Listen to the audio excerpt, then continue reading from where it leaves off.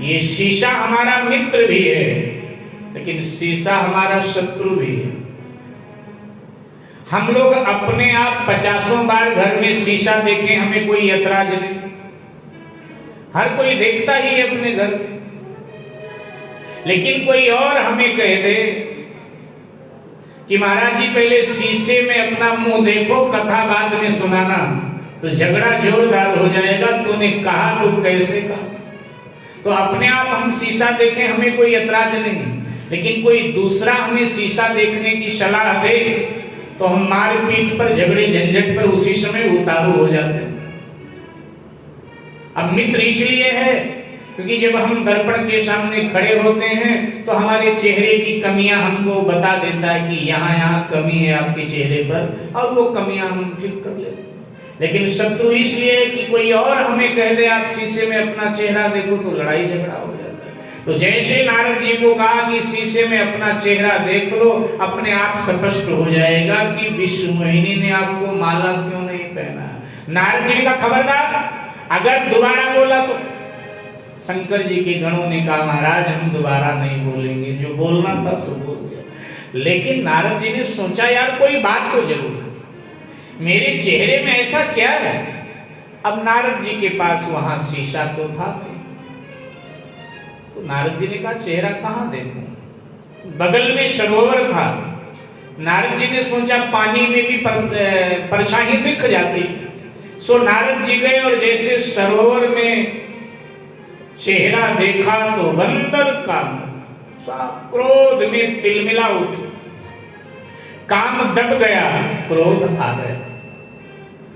जब कामना की पूर्ति होती नहीं है तो क्रोध ही आता है, क्रोध आता है। और जब क्रोध आता है तो स्मृति में भ्रम पैदा हो जाता है, बुद्धि की निर्णय क्षमता बदल जाती है, बदल क्या शून्य हो जाती है। क्या उचित है क्या अनुचित है बुद्धि निर्णय नहीं कर पाती, और वाणी हमारी विकृत हो जाती, फिर हम उलूल जलूल बकने लगते हैं। जब क्रोध आता है तो अपना अपना सबको बताया ना, उस समय हमारी स्थिति क्या होती, क्या बोलना क्या नहीं बोलना, ये विवेक हम खो देते हैं, न जाने क्या क्या बोलते रहते। तो नारद जी क्रोध में तिलमिला उठे। नारद जी ने शंकर जी के गणों को श्राप दिया, हो निशाचर जाई तुम कपटी पापी हो, हस्यो हम ही सोले फल बहुरी हस्यो मुनि को। दोनों राक्षसों मेरा परिहास किया, उसका परिणाम मैंने तुम्हें दे दिया। अब अच्छा लगे तो फिर किसी साधु का परिहास करना, राक्षस हो जाने का श्राप देना। और कहने लगे अब जाकर के उन नारायण को भी बताता हूं, या तो श्राप दूंगा या आत्महत्या करूंगा। और ये कहकर क्रोध में भरे हुए नारद भगवान की ओर चल पड़े। अब फिर विचार करें मेरे भाई बहन, इससे पहले नारद जी काम के रास्ते पर जा रहे थे, तब भगवान कहाँ मिले? बीच रास्ते में। और अब क्रोध के रास्ते पर जा रहे हैं, क्रोध में भरे हुए। भगवान फिर बीच रास्ते में मिलेंगे, क्योंकि ये दोनों रास्ते जाते कहाँ हैं? नरक जाते हैं। काम क्रोध लोभ ये सब नरक के द्वार है। नाथ नरक कर पंथ, काम क्रोध और लोभ ये नाथ नरक के पंथ। चल पड़े क्रोध में भरे हुए। शास्त्रकार लिख देते भगवान फिर बीच रास्ते में, बीच ही पंथ मिले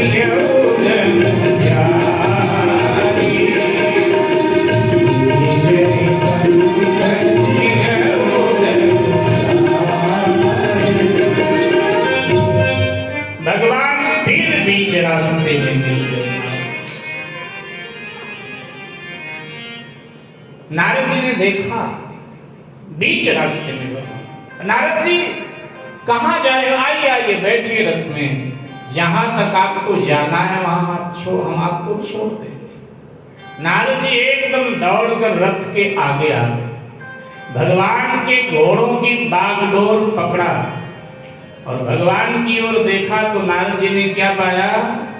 अकेले भगवान नहीं है तो कौन है? बोले संग रमा। एक तरफ भगवान के मां लक्ष्मी विराजमान है, और कौन है? जिस पर नारद जी मोहित थे।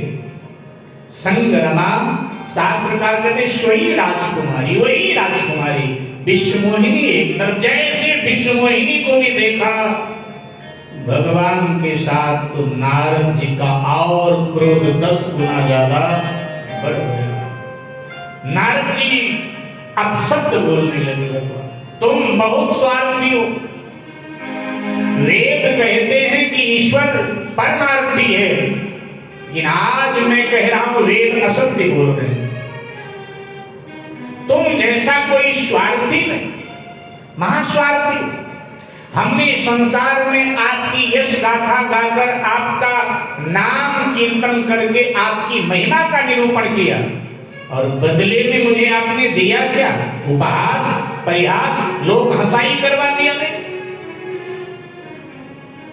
सागर मंथन हुआ और जब कौस्तुभ मणि निकली तो अपने गले में धारण कर लिया, लक्ष्मी निकली तो विवाह करके अपनी पत्नी बना लिया, अमृत निकला तो तुमने राक्षसों से छल करके देवताओं को पिला दिया,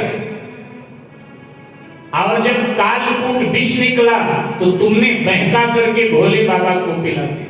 यही करते। एक पत्नी थी, घर तुम्हारा बसा बसाया था, मैं अपना घर बसाना चाहता था तो मुकाबले में आ गए, जिससे मैं विवाह करना चाहता था उससे खुद विवाह करके बैठ गए। यही करते हो।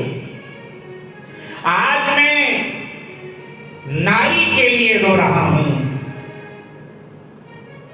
ऐसे तुम्हें भी नारी के लिए अपने रोना पड़ेगा। तुमने मेरा मुख बंदर का बनाया, और जब बंदर तुम्हारी मदद करेंगे तभी तुम अपने पत्नी से मिल पाओगे। तुमने राजा बनकर विश्वमोहिनी का वर्ण किया है तो तुम्हें राजा बनना पड़ेगा। मैं विरह में विश्वमोहिनी के रो रहा हूं, तुम्हें पत्नी के विरह में रोना पड़ेगा। श्राप दे, गाली गलौज करते जा रहे हैं, अपशब्द बोलते जा रहे हैं, और भगवान की क्या दशा है? भगवान क्या कर रहे हैं? अच्छा, आपको कोई अपशब्द बोले, गाली गलौज करे तो आप क्या करते हो? जल्दी जल्दी बोलो। हाँ, लेकिन भगवान को नारद जी गाली गलौज कर रहे हैं, भगवान हंस रहे हैं।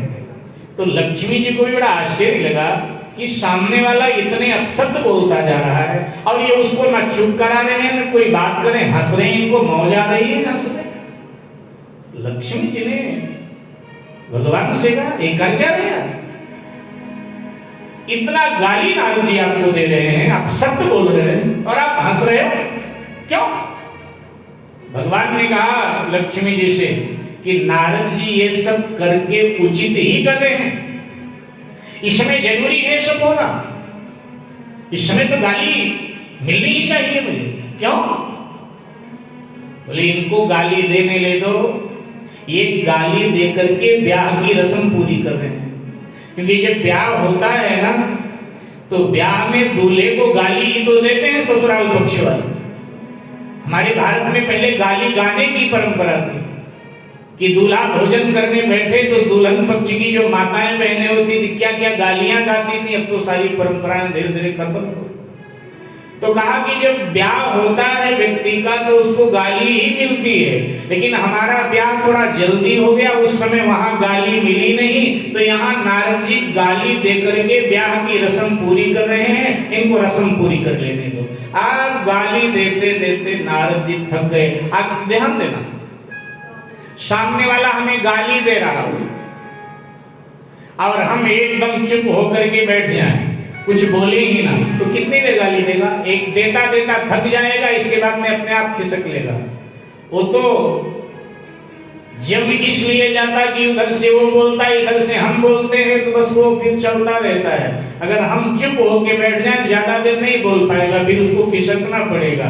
तो अब नारद जी गाली देंगे तो कितनी देर दें? गाली देते देते नारद जी थक गए, कंठ अवरुद्ध हो गया।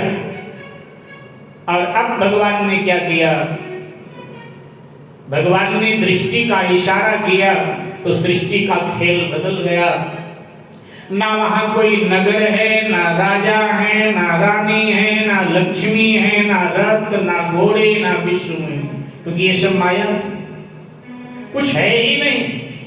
भक्त खड़ा है, नारद और भगवान खड़े। नारद जी ने इधर उधर देखा, नारद जी की स्मृति वापस आई। नारद जी ने कहा, भगवान ये सब क्या था? वो नगर कहां गया? आपका रथ, घोड़े, मां लक्ष्मी, विष्णुमोहिनी कहां गई? भगवान ने नारद जी के कंधे पे हाथ रखा, बोले हम तेरे साथ माया का मनोरंजन कर रहे थे। नारद जी एकदम चौंक पड़े। सरकार, मजाक के लिए मैं ही मिला था आपको क्या, जो हमसे मजाक कर रहे थे इतनी देर से आप? भगवान ने कहा, नारद मजाक अपनों से ही किया जाता है, अजनबी से तो मजाक हो नहीं सकता है ना। मजाक तो अपनों से किया जाता है। अब तू मेरा अपना है, सो मुझे सूझी कि मैं तुझसे मजाक करूं। लेकिन क्यों महाराज, आखिर हम ही से मजाक क्यों? बोले भाई अब तू मजाक वाला काम कर रहा था तो फिर मजाक ही हमें करना पड़ेगा। महाराज मैं क्या मजाक वाला काम कर रहा था? भगवान ने नारद जी से कहा, अच्छा एक बात बता, मेरा तेरा रिश्ता क्या है? मैं आपका भक्त हूं, आप भगवान हूं। बोले तो अध्यात्म का रिश्ता है, लौकिक रिश्ता क्या है?